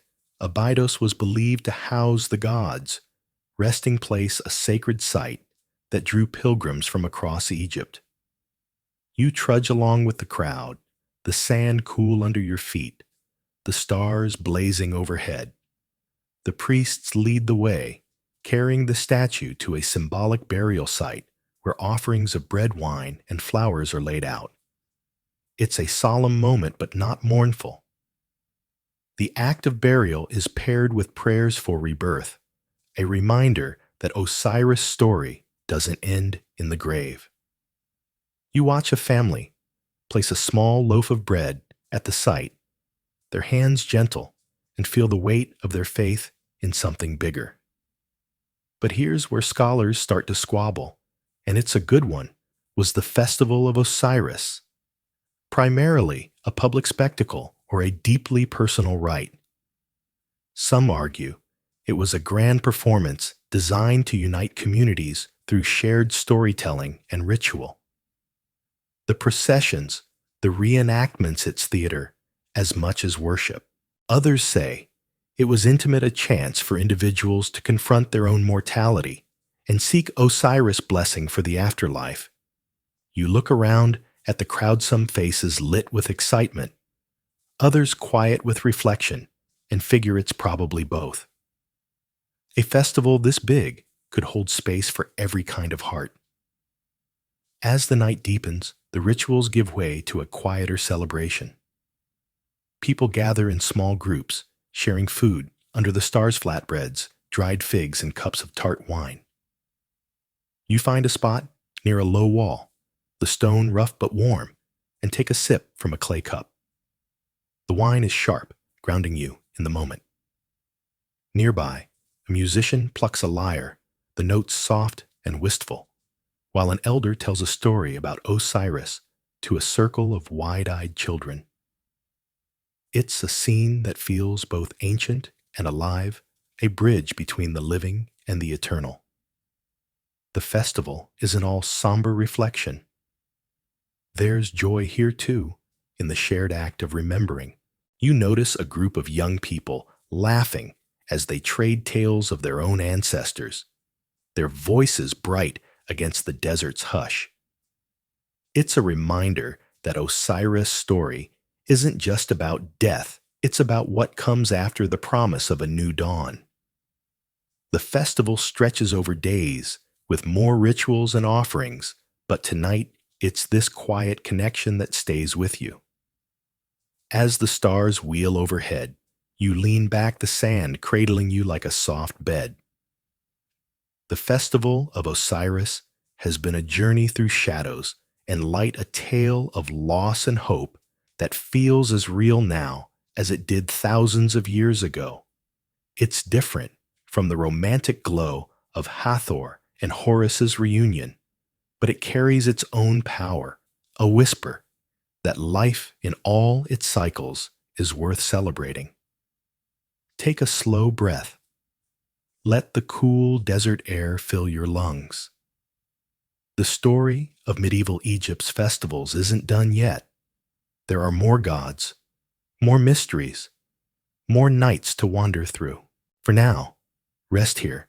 Let the echo of Osiris' rebirth lull you toward dreams, and get ready for the next chapter in this quiet, starlit tale. The quiet reverence of the festival of Osiris still lingers in your heart.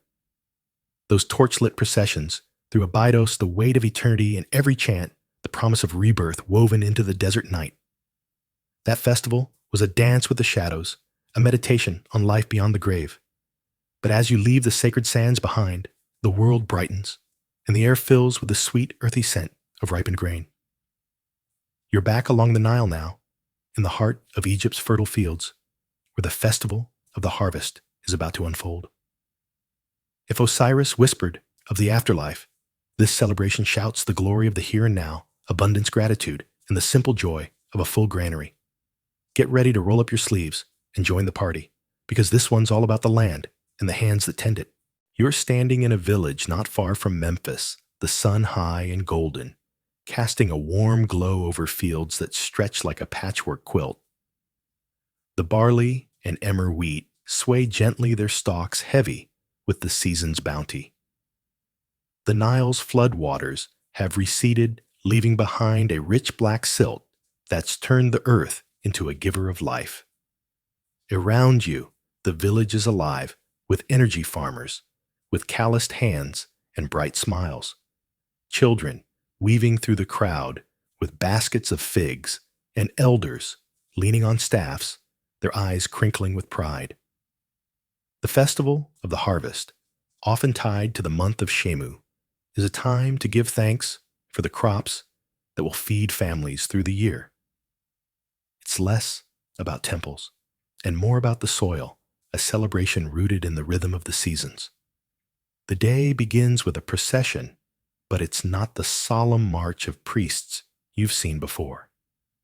This one feels like a community parade, rough around the edges and bursting with life.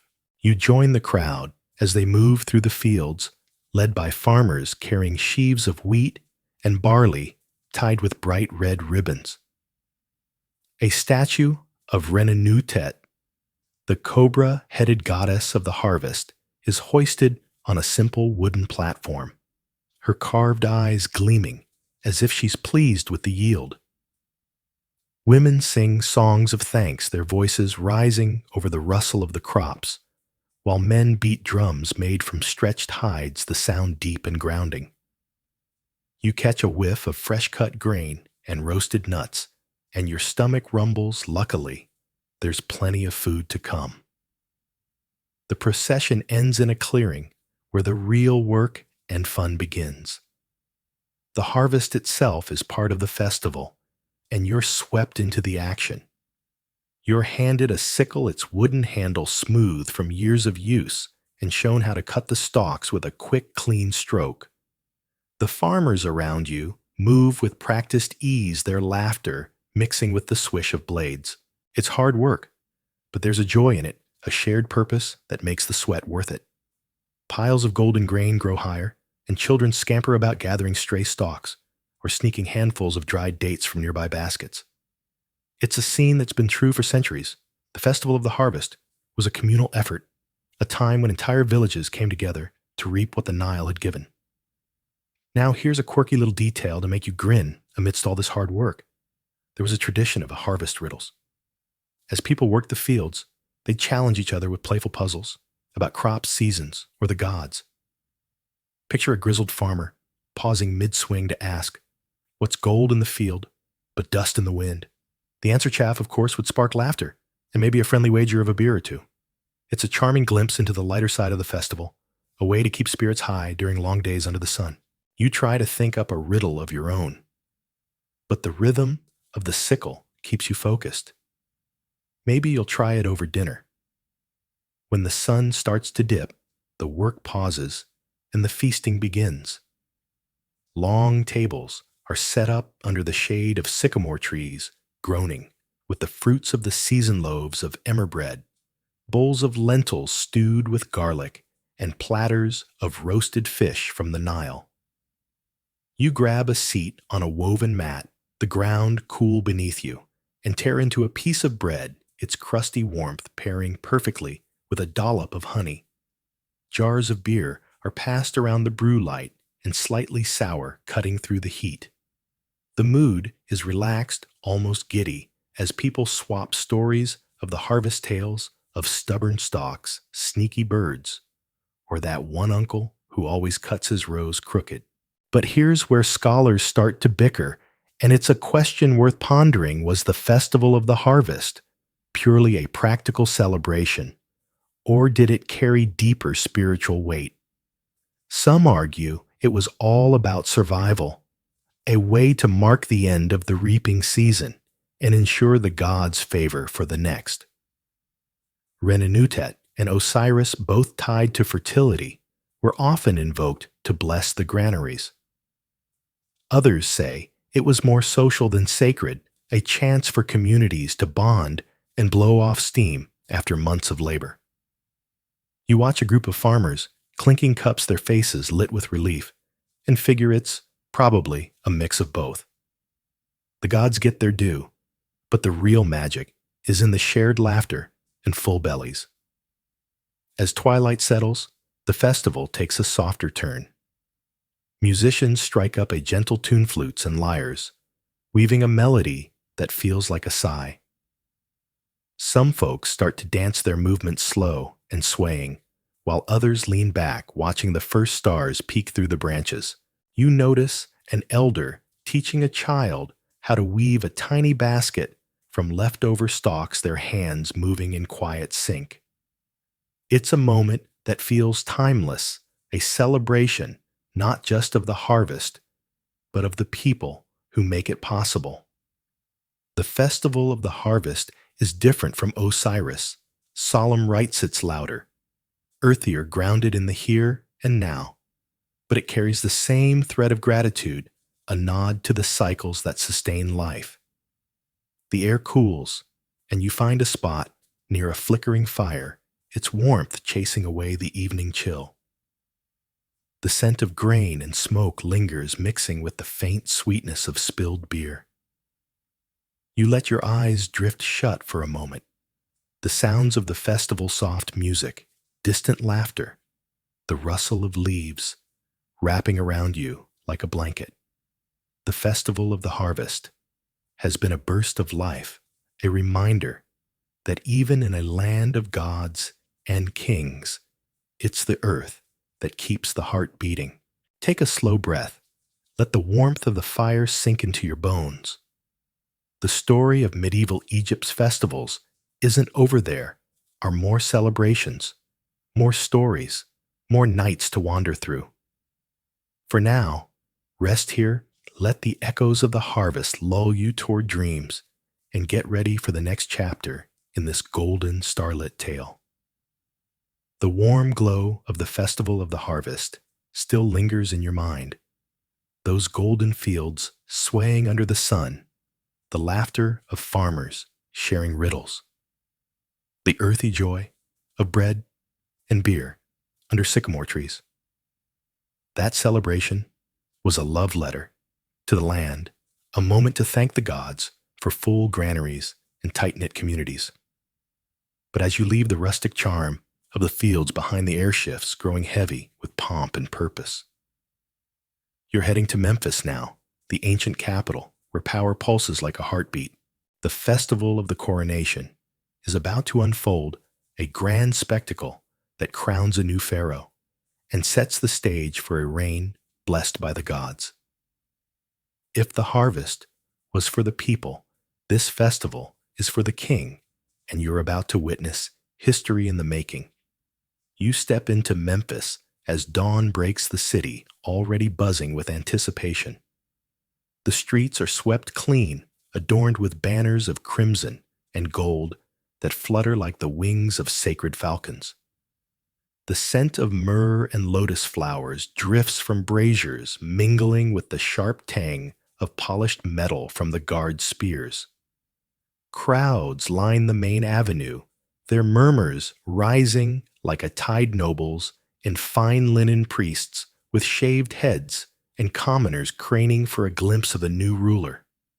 The temple of Ptah, the creator god and patron of Memphis, looms ahead, its massive pylons carved with scenes of divine approval. This is no ordinary day.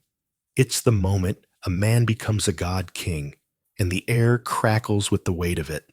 The festival of the coronation marks the ascension of a new pharaoh, a ritual as old as Egypt itself. It's not just a ceremony, it's a transformation, a public declaration that this ruler is chosen by the gods to uphold Ma'at, the cosmic order. You squeeze into the crowd, the press of bodies warm against you, and catch sight of the royal procession. The soon-to-be pharaoh walks at its center, his face calm but resolute, draped in a kilt of pleated linen and a broad collar of turquoise and gold. Priests flank him, chanting hymns to Ptah, Amun, and Ra, while musicians play a steady rhythm on drums and sistrums. The sound is deep, almost hypnotic, pulling you into the moment like a current.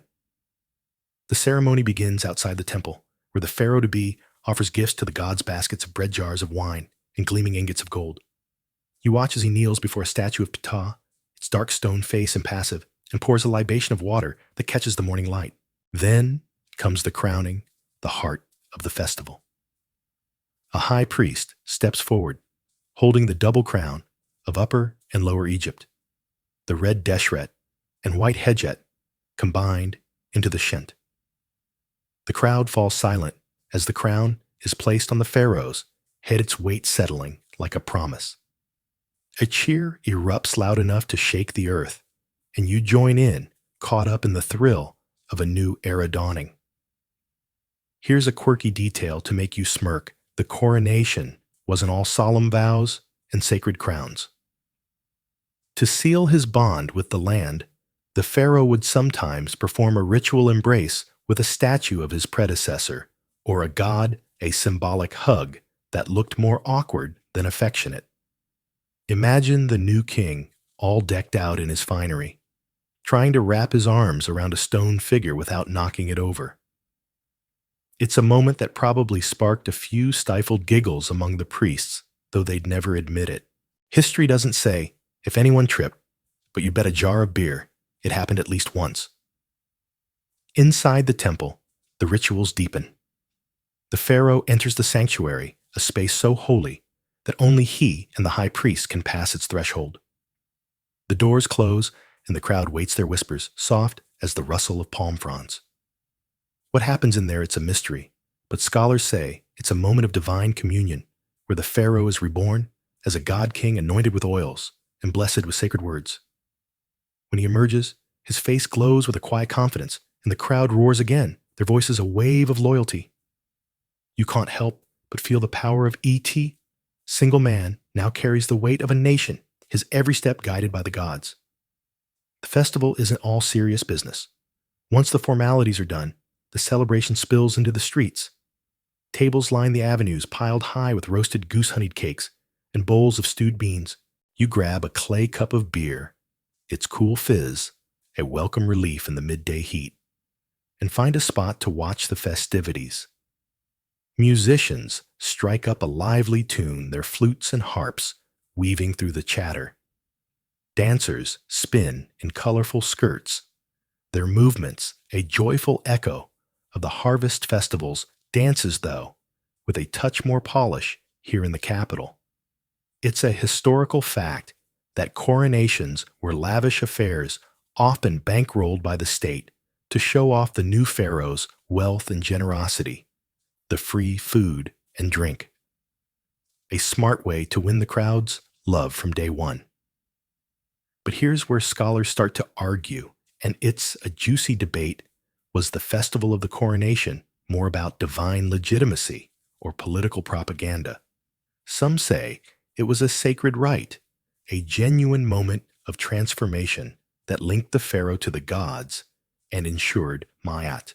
Others argue it was a calculated show designed to dazzle the masses and silence any grumbling nobles who might question the new king's right to rule.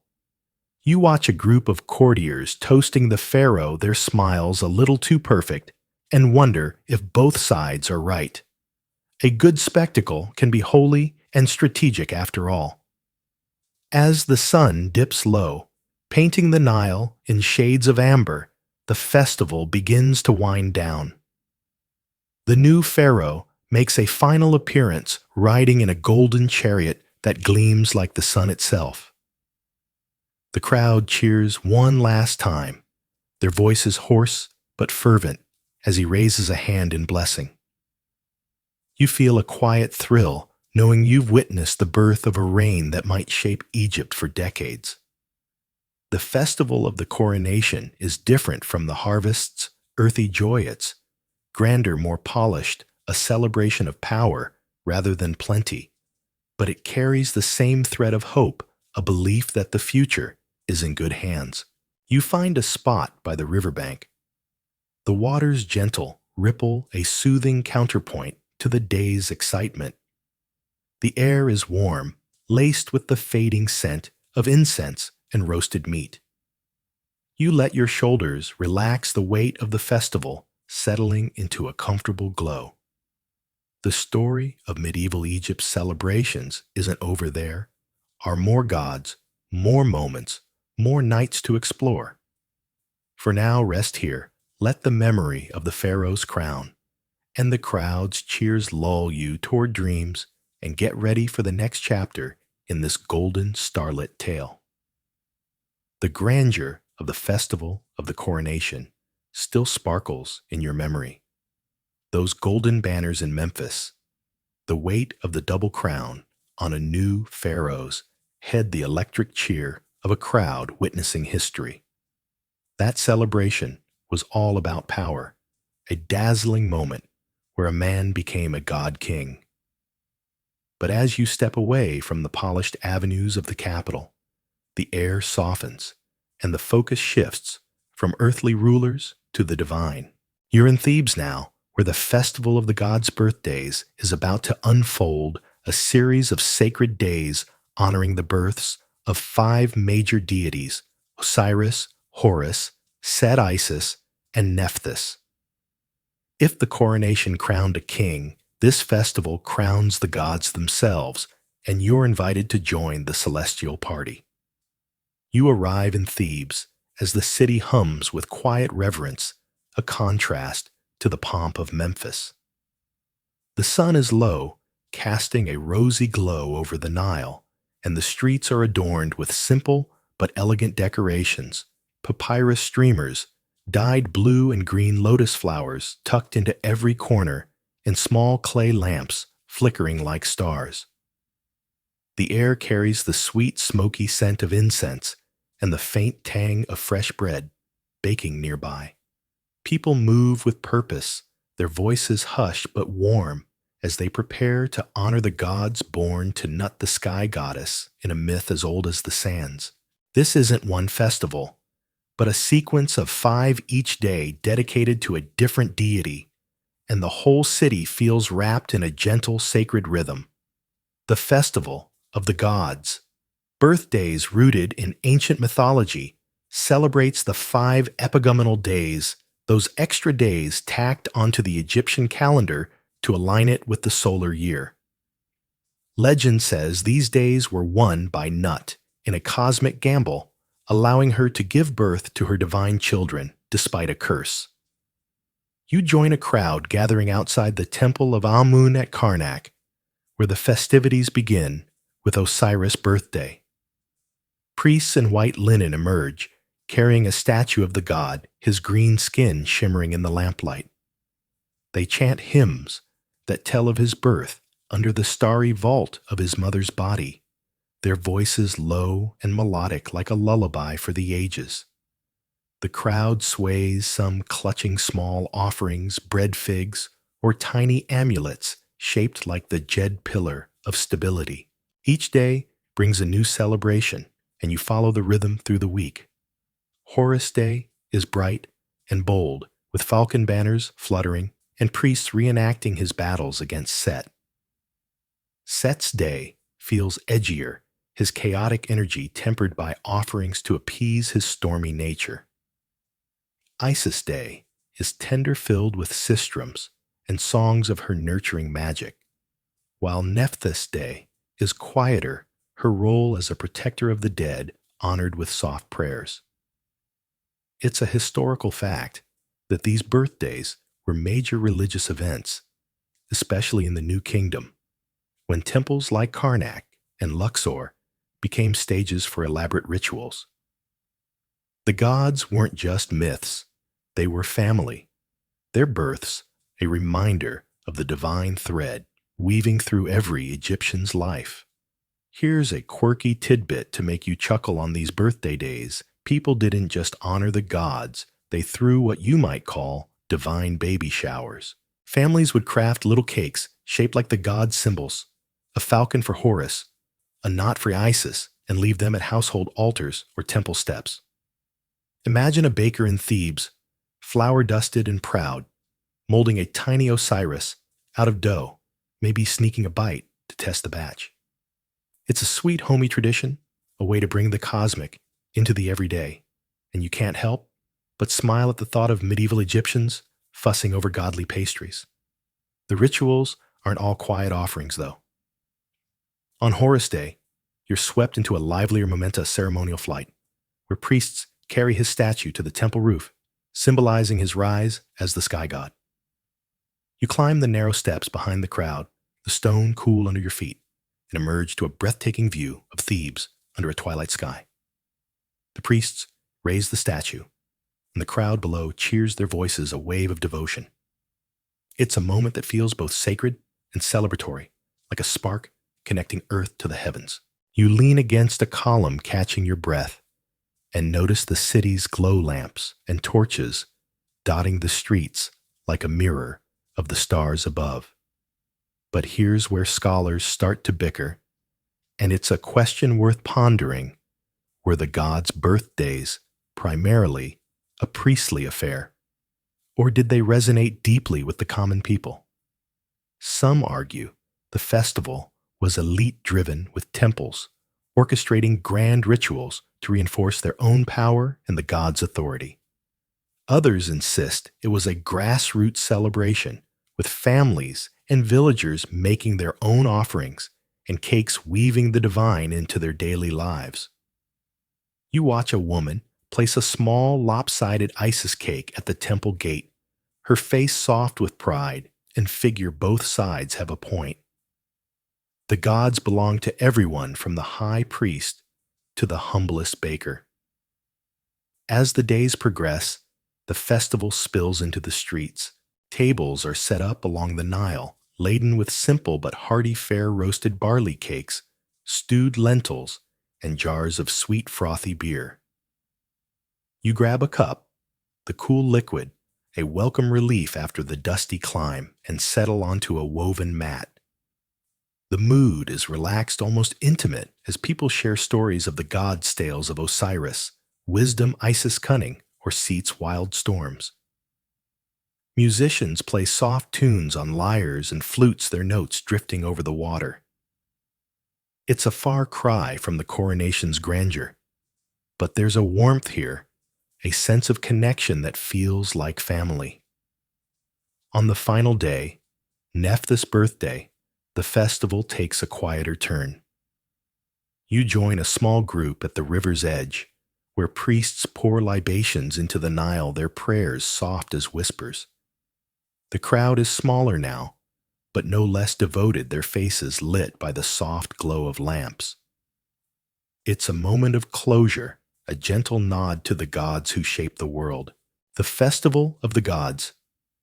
Birthdays is different from the harvests, earthy joy, or the coronation's pomp. It's a tapestry of devotion, woven from 5 distinct threads, each one a reminder of the divine in everyday life. As the stars emerge, you find a spot by the riverbank.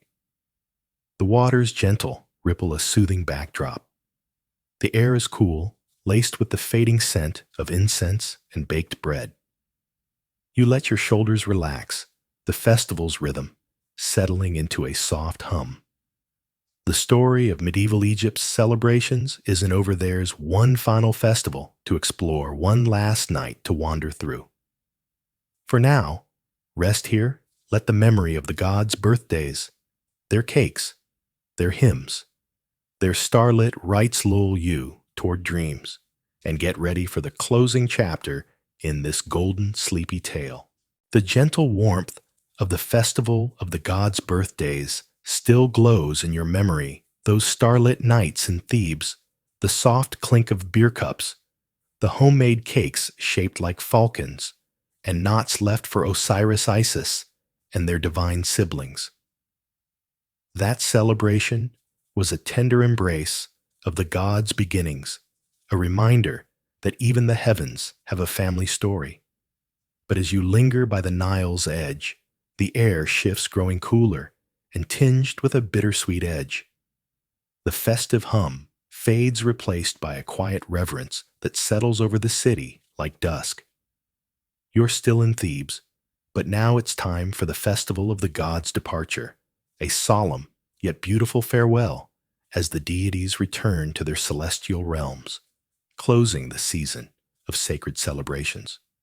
If the birthdays welcome the gods to earth, this festival sends them off with love, and you're here to wave goodbye. You stand in the shadow of Karnak's towering pylons, the temple's stone walls glowing faintly under a crescent moon. The streets are quieter than before, but they're far from empty. Families gather, their faces soft with devotion, clutching small offerings, braided reeds, clay lamps, bundles of dried herbs. The air carries the sharp, clean scent of papyrus and the smoky whisper of myrrh burning in braziers. Lanterns bob through the crowd, casting pools of golden light that dance across the ground. The festival of the gods' departure isn't a single thunderous event, but a series of rituals, a gentle unwinding of the divine presence that's graced Egypt through the festival season. It's a time to thank the gods for their blessings and to ask for their return next year. The heart of the festival is a procession, and you join the throng as it moves toward the Nile. Priests lead the way, their white robes swaying, carrying statues of the gods Osiris, Isis, Horus, and others, each one adorned with fresh flowers and draped in linen so fine it catches the moonlight. The statues are smaller than those used in grander festivals, but their power feels undiminished, as if they're already half in the heavens. Musicians play a soft, mournful tune, flutes and lyres, weaving a melody that feels like a sigh. You walk alongside a family, their young daughter clutching a tiny lamp, her eyes wide with wonder. The crowd moves slowly, their steps deliberate, as if reluctant to let the moment end. The procession reaches the riverbank, where boats wait to carry the gods' statues on a symbolic journey. You board one, the wood creaking underfoot, and settle among pilgrims who murmur prayers under their breath. The boats glide onto the Nile, their sails ghostly in the dark, and the water reflects the stars like a second sky. Priests chant hymns of farewell, their voices blending with the ripple of the current. It's a historical fact that this festival, often linked to the end of the festival calendar in the New Kingdom, served as a ritual closure marking the gods' return to the divine realm after months of earthly celebrations. The Nile becomes a pathway to the heavens, and you feel a quiet awe as the boats drift, carrying the gods toward their cosmic home. Here's a quirky tidbit to make you smile as part of the farewell. Some families would release tiny papyrus boats into the Nile, each one holding a single flower or a pinch of grain. These miniature vessels were meant to follow the gods, a childlike gesture of love and loyalty. Picture a group of kids giggling as they set their boats afloat, their parents watching with fond smiles. It's a sweet, almost playful tradition, a way to say goodbye that feels personal, like sending a letter to a friend who's leaving town. You imagine one of those little boats bobbing along its flower, bright against the dark water, and grin at the thought. At the river's edge, the rituals deepen. The priests disembark and place the statues in a temporary shrine, a small structure draped with blue cloth. Offerings are laid, outbred wine, and bundles of lotus flowers, while the chants grow softer, almost a whisper. The crowd joins in their voices, a gentle hum, thanking the gods for their presence and pleading for their protection until the next season. It's a moment of connection, a shared breath between the mortal and the divine. You notice an elder beside you, her hands clasped, murmuring a prayer for her family's health. The festival isn't just about the god's departure, it's about trust and belief that they'll return when the time is right. But here's where scholars start to argue, and it's a question that lingers: was the festival of the god's departure a purely symbolic act, or did it hold practical significance for Egyptian society? Some say it was a theological necessity, a ritual to maintain cosmic order by formally releasing the gods from their earthly duties. Others argue it was a social tool, a way to unify communities at the end of the festival season, giving people closure before the grind of daily life resumed. You watch a priest light a final lamp, its flame steady against the night, and wonder if the truth lies in the middle of a festival that soothed both the soul and the social fabric. As the boats return, the crowd disperses, their lanterns fading into the dark. You linger by the river, the water's gentle lap a soothing rhythm. Tables are set up nearby, offering simple fare flatbreads, dried figs, and cups of tart wine. You take a sip, the cool liquid grounding you, and settle onto a woven mat. The mood is calm, reflective, a far cry from the coronation's grandeur or the harvest's earthy joy. The festival of the gods. Departure is a quiet farewell, a moment to pause and breathe after a season of divine encounters. The stars burn bright above, and you feel the weight of the journey you've taken through floods and harvests, coronations, and farewells. Each festival has been a thread in Egypt's tapestry, weaving together the human and the holy. This final celebration feels like a gentle knot tying it all together. The gods may be departing, but their presence lingers, a promise etched in the Nile's flow and the people's faith. The night wraps around you, now soft and endless, like the Nile cradling its banks. The festival of the gods' departure has left you with a quiet glow, a sense of peace that settles deep in your chest. Those lanterns, those whispered prayers, those tiny papyrus boats, they're fading into the dark, but they've carved a place in your dreams. You've wandered through medieval Egypt's festivals, from the Nile's flood to the gods' farewell, each one a story of life, love, and the eternal. The crowds have gone, the music has stilled, and the river flows on, carrying the gods' light to the heavens. Let your breath slow, your eyelids grow heavy. Picture the stars above Thebes, bright and steady, watching over a land that never forgets its heart. You're safe here, held by the warmth of ancient nights and the promise of tomorrow's dawn. Drift now, let the whispers of Egypt's gods carry you into a gentle, boundless sleep, where their stories bloom like lotus flowers in the quiet of your mind.